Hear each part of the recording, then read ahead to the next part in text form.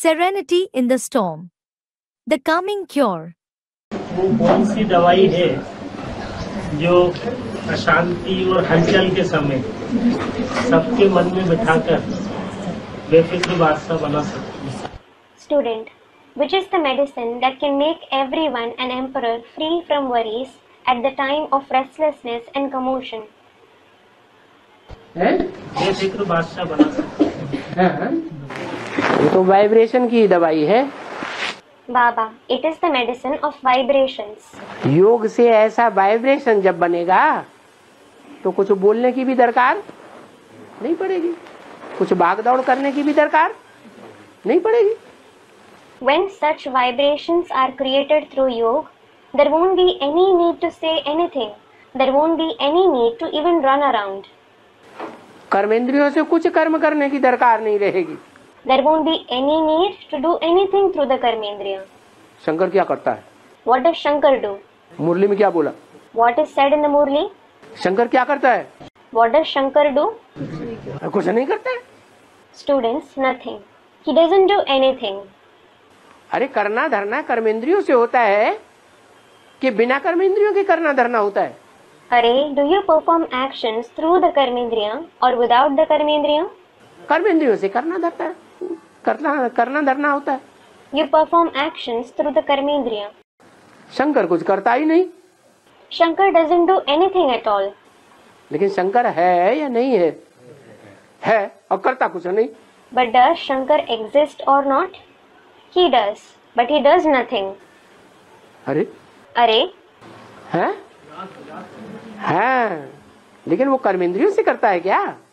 Student, he stays in remembrance. Yes, but does he act through the karmendriya? याद के काम जो है कर्मेंद्रियों से होता है या मन बुद्धि की चीज है? बात है। Is the task of remembrance performed through the karmendriya or is it related to the mind and the intellect? मन बुद्धि की बात है। It is related to the mind and the intellect. तो वाइब्रेशन से सारे कार्य संपन्न हो सकते हैं। So all tasks can be accomplished through vibrations. हैं? हाँ। Student said something. Yes. इसीलिए तो बोला जो देखे जो सुने मेरे मुख से दो शब्द भी सुना। This is why it was said, whoever sees, whoever listens, even if you heard 2 words from my mouth.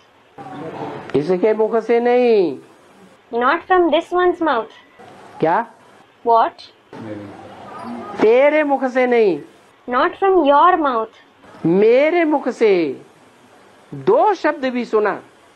If you heard even 2 words from my mouth, तो स्वर्ग में क्यों नहीं आवेगा? why won't you come to heaven? मेरे कहने वाला कौन? Who is the one who says my? जो सदैव स्व स्थिति में रहने वाला है।